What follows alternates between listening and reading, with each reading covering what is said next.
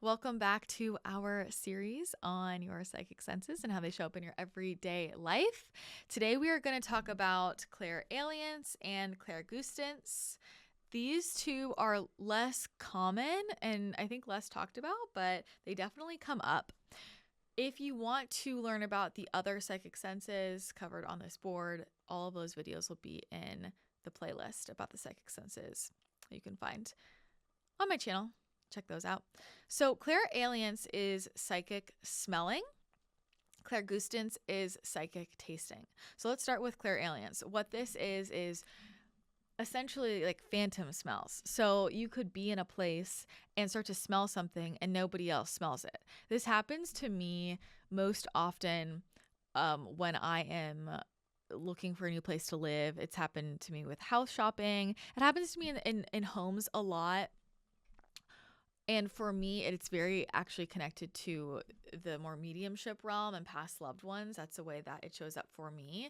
You might notice that you have these come through in connection to a certain frequency of beings you're connected to or a certain type of information. So I'm just giving that example, but it doesn't have to be that. But so for me, I might smell something, and this used to happen to me a lot.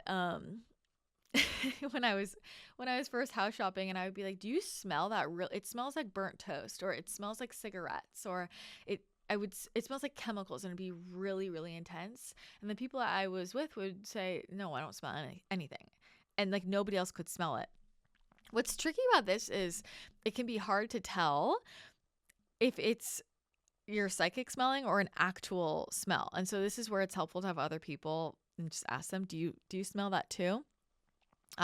Sometimes people can be just picking up on really, really subtle smells. Like if you have a heightened smell, that's often a sign that you have this as well, because you're picking up on layers of the field with your smell.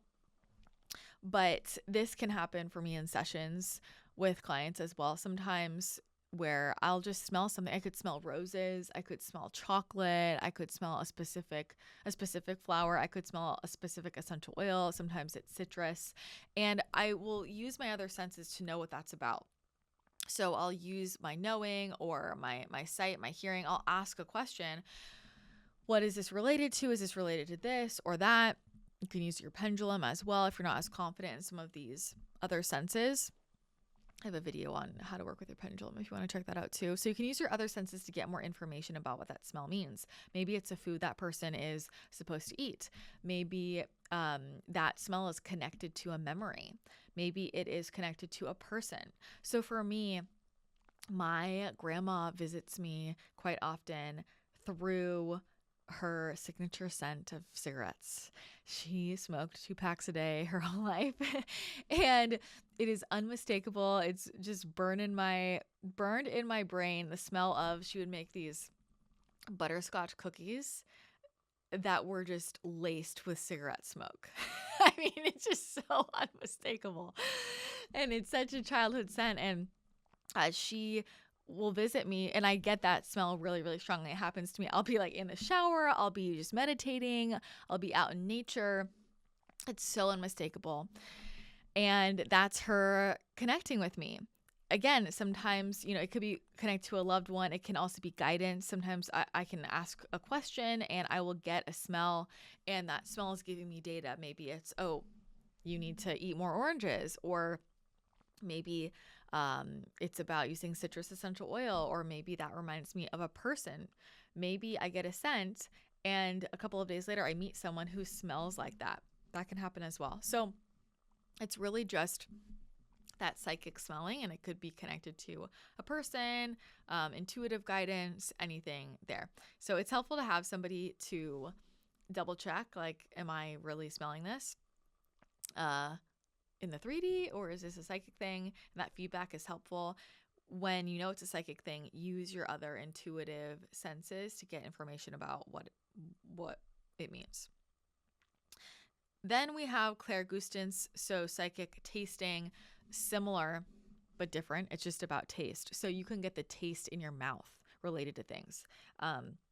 You could get the taste, I'm just thinking about common ones that come up for me. Again, it will be like certain foods, for example. If I'm doing a reading on somebody and there's a certain food they need, or even things that they shouldn't be having, depending on the question I've asked. So sometimes, and a lot of that again goes in with my other senses of how I feel. Like I might have a taste in my mouth and I'm like, ugh, yuck, or it might taste really good. So chocolate comes up a good amount. With that, certain teas will come up. Like I'll like taste the tea in my mouth. Even like certain proteins can come up in my mouth. I can also like taste like flowers, you know? And here's the thing, the more you develop these, like smelling and tasting, it comes back to that idea of how like you can taste colors, right?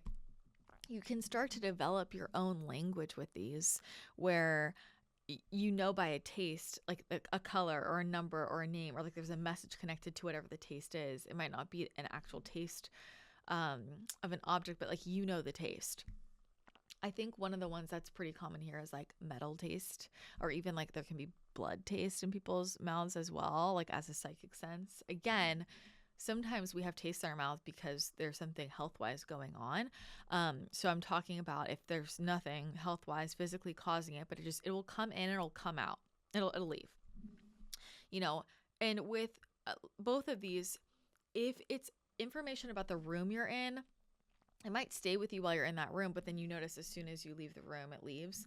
In other scenarios, usually once you get the message, you like integrate, okay, I know what that message is, the taste will go away.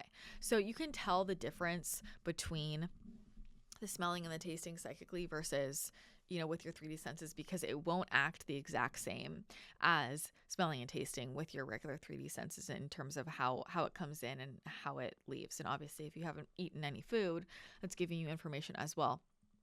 But again, paying attention to your other senses and that information that's coming in as well. Like if you're getting a really strong psychic feeling along with a taste in your mouth, that's good data. So, you know, some people have both of these really strong. For some people, these ones don't come up that much. For others, these can come in and out. Like for me, I would say these are not primary psychic senses for me, but they certainly do come in. And for me, when they come in, it's a sign for me of like this, we've got to get this through to this person. It's a very strong, unmistakable message.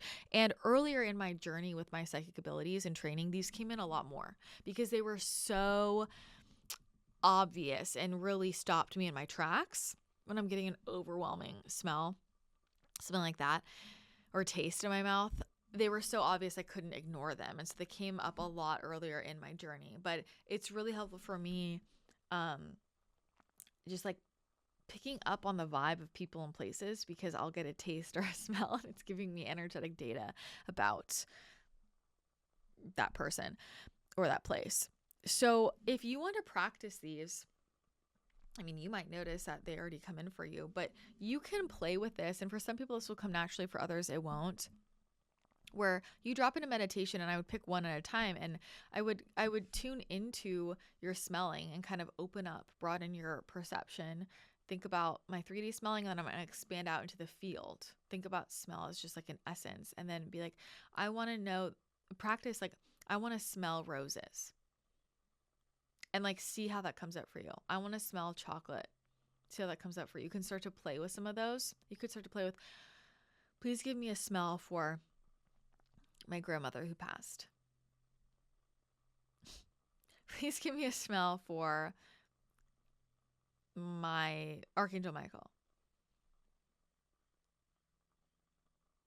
And you can start to play with that.